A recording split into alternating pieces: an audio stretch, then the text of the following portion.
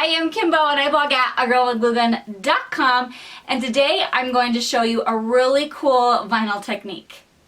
I have been seeing this drop shadow lettering all over my Pinterest, and it looks complicated because there's a lot of colors, but guess what? It is so stinking easy, and I'm going to show you step by step how to get it done.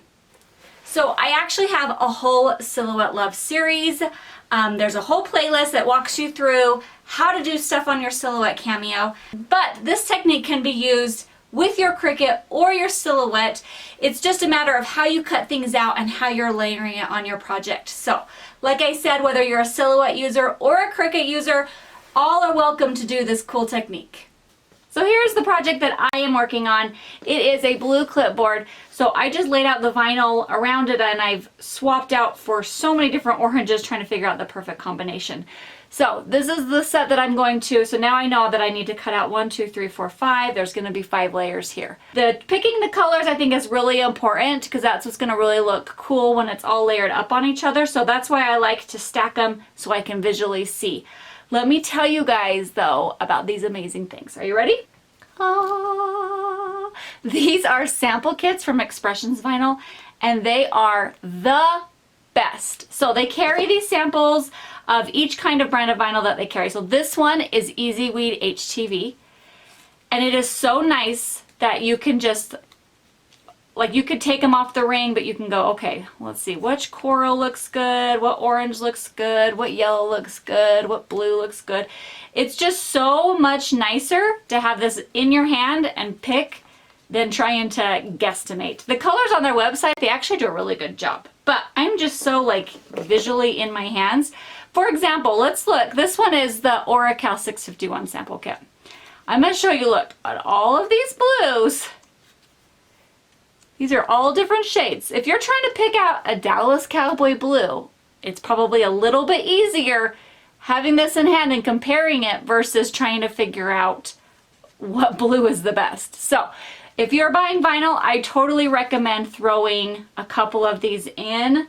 Like I said, they have sample kits for the glitter ones. They have sample kits for their opals and all their specialty ones. So throw one in like every time you order so you can get all the whole collection, but they're so nice to color match. This is what we're working on today. It is just Be Kind. It is a cut file that's in my shop. It comes with solid and it comes with an outline, and I'll link it up down below, but we're just going to be dealing with the solid right now. So before I start anything, I make a little mock-up of what my project is. So this represents my clipboard. It just helps me to make sure that my sizing is right, because I hate cutting anything out and then applying it and realizing it's too big or too small, or it just bothers me. I'm sure it bothers you guys too. It's wasteful. It's wasteful of time. It's wasteful of vinyl. So I just like the whole mock-up thing. You can totally skip this if you're, you know, a little more loosey-goosey than I am, but I'm going to walk you through the mock-up. So I just drag a box. I fill it with the color that's close to my project, and then I can kind of just visually see it all. So what I'm going to do is I have my Be Kind, and I'm going to make sure that it's sized appropriately, and then I'm going to cut it out in all the different colors of vinyl. So I have 5 different colors of vinyl, which means I'm going to cut this same cut file out 5 different times. I am not offsetting it. I am not creating a border or anything to that effect. It's the same size for each color of vinyl.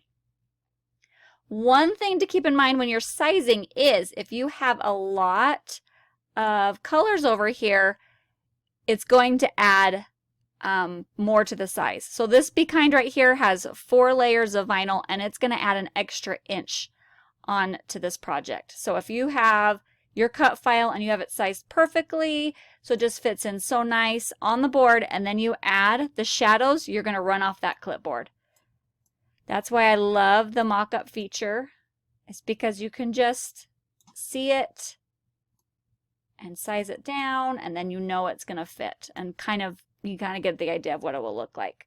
It's also really nice and helpful to be able to play around with colors and kind of like see what you like. To do this mock-up for this, all I do is I right-click on my cut file, and then I duplicate. And I duplicate for however many colors of vinyl that I have. And then I just go over here to the color palette, and then I add in the color, so I kind of just have a good representation of what it's going to look like. So keep in mind, when you're going to layer your vinyl. You can layer it to the right. These are 4 that are layered, you know, they go off to the right. This layering shadow goes off to the left. This one is a little bit thinner. This one is thicker. You can do 1 and 2, like 2 colors of vinyl, like 1 shadow. You can do 3 colors of vinyl. You can do 4 colors of vinyl. So there's a lot of options that are totally just your preference, and that's why it's helpful to play on here and kind of see, I like this combo, I like this combo, I like it with a big shadow, I like it with a really thin shadow. So play around with it and see what you like, and then you're going to cut out this guy over and over and over again. One thing I totally forgot to mention is this works with just like any font, really. So this is just, let's see, we're going to use Pin Setter. So it's just any font that you have on your program, on your computer. We're going to duplicate, duplicate, duplicate. And then we'll just fill in with colors.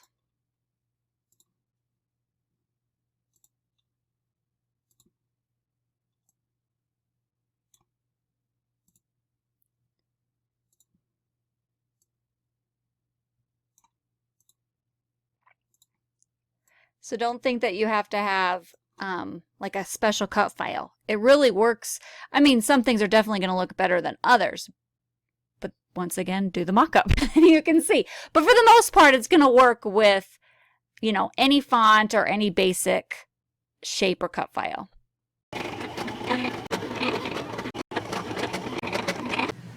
Okay, I have them all cut out. So now I'm just going to weed. I'm going to use my favorite tool.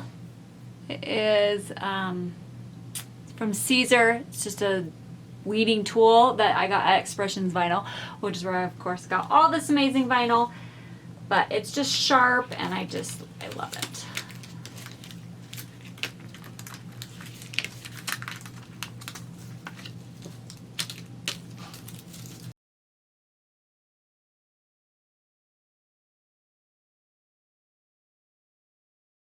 Now that we have them all weeded, we're going to assemble them. I'm going to start with my top color and then work my way down. So it's going to go yellow up to red. Over this top one, I'm going to apply my transfer tape. This is amazing transfer tape from Expressions Vinyl.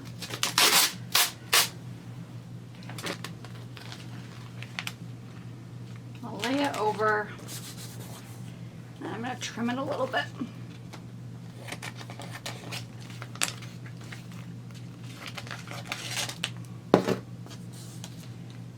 So I put a piece of parchment paper down so my transfer tape doesn't stick to my board back here. So I'm just going to use a little application tool, get it nice and stuck. I'm going to peel off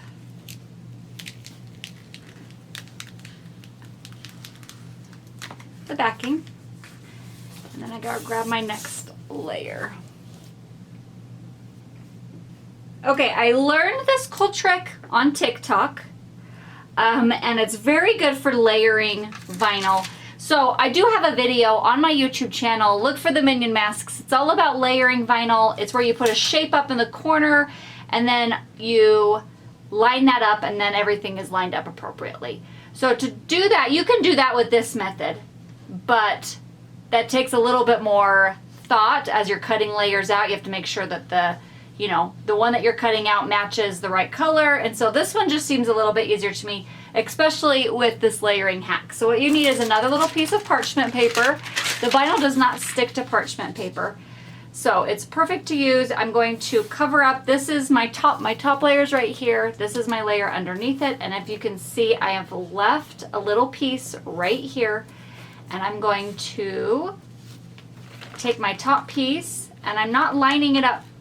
I'm lining it a little bit off. Remember, these are a shadow. And I'm trying to get everything exactly how I want it. I don't know how big I want my shadow, so. And when you think you have it where you want, you're going to press right there where there is no parchment paper. And then you're going to just wiggle your parchment paper out.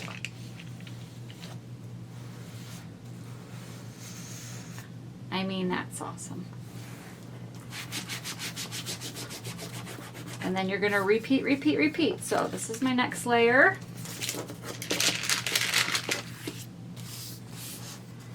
I've got to peel the backing off of this. Hang on, I got to give it a good rub.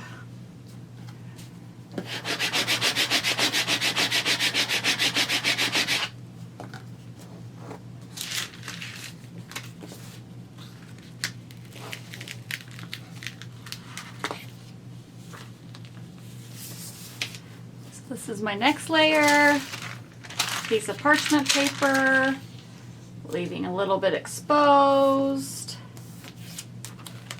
flipping this over,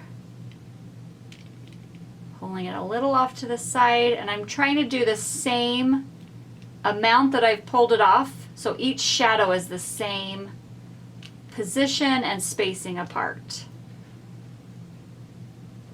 And that's why this parchment paper trick is so cool, is because you can totally play around with it instead of being like, oh, whoops, that's not correct. You know, I've applied a couple things where I've gotten it done and I'm like, nope, that is just a little off, but there is no going back with adhesive or heat transfer once you press it. So that's what I think this parchment trick is so fun. I'll lift it up a little bit and loosen up. There we go. Just pull it off.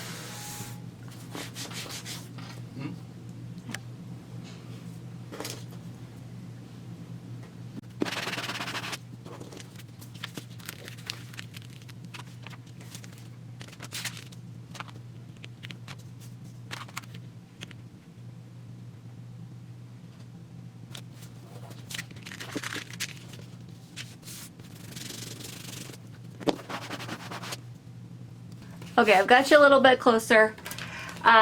One thing to keep in mind is if you have a lot of layers, it adds bulk. So like five it's still okay. More than that, it might just be a little too thick. So keep that in mind. You might have to do the knockout or cookie cutter method, or just make sure not to use that many colors of vinyl. If you're doing it on heat transfer, that glitter cannot be layered on. So you'll have to make sure that you're reading the instructions on what kind of vinyl you're using to make sure that you can layer on top of it.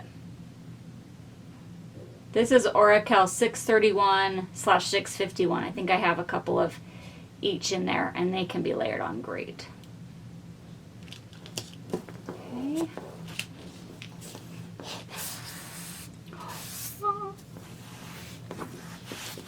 It's the best part.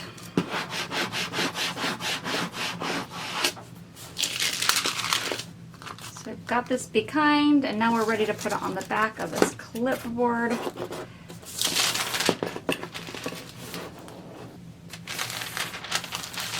Okay, we have it all ready to apply it onto the back of our clipboard. Once again, look how good the back looks. It's very retro. You can measure with a ruler and make sure that your spacing's correct. I am too lazy for that.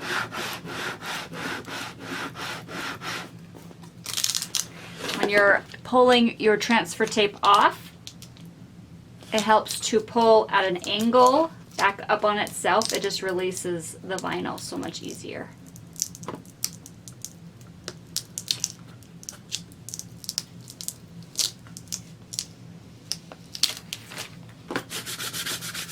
And there you have it. Lots of layers. Makes for a really pop out design. I also wanted to show you how to do the heat transfer vinyl because it's a little bit different than the adhesive. So I have 4 layers here. They've all been weeded out. You can see that they all have their carrier sheet attached. I am just layering them up on top of each other with that carrier sheet attached, and you'll see why here in just a minute.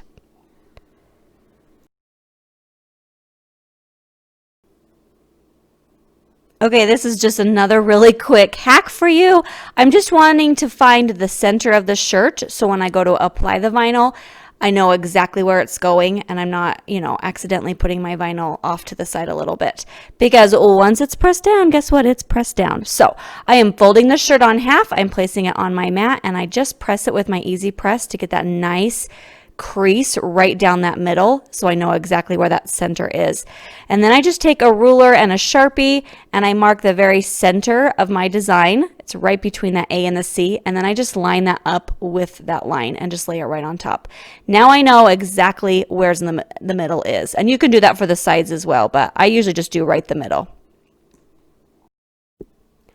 Just like adhesive, as you add all the layers, it makes it about 1 inch wider, so that's why I like to assemble it and then place it on my shirt so I know exactly where the center is. And then I'm going to just take the top 3 layers off and leave that bottom layer exactly where I want it. If you were to start with that bottom layer and center that bottom layer, that means the whole project would probably be over a little bit onto the side, about 1 inch, instead of being centered. So I'm going to press each layer 3 to 5 seconds. You just want to get it stuck on there but not super pressed down. Peel off the carrier sheet and then just eyeball and apply each layer. And the beautiful part about heat transfer vinyl is you can kind of play around with placement. If you don't like it, you can peel it back up. Like once you put adhesive down, it's down, but this way you can get exactly the layering that you want. So just keep going with each layer.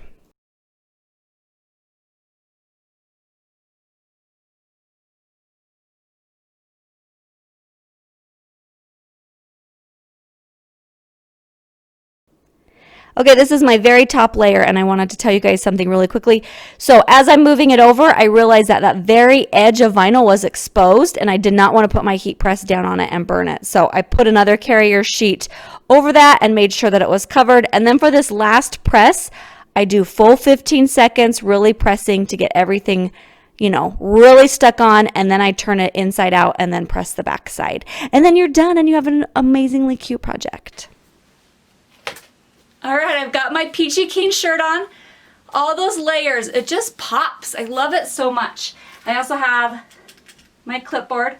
Now remember, there are so many ways to change it up depending on what colors you choose. If you're going for ombre, rainbow, or just like a gray and make it look like a shadow, how far apart you put them, if you put them to the right, to the left, how many colors you use, it's all gonna change the look. So make sure to play around with it and just make all the things. Let's just make all the things. If you guys have any comments or questions, go ahead and leave them down below. They are so helpful. I realize that sometimes I forget to put things or I mess up, and so I love when you guys ask questions or leave me comments letting me know.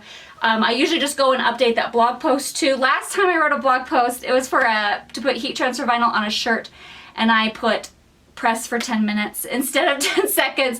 So I really appreciate when you guys can help me out and catch my mistakes and let me know. Also, make sure to subscribe to my channel so you get notified every time I put up a fun crafty post.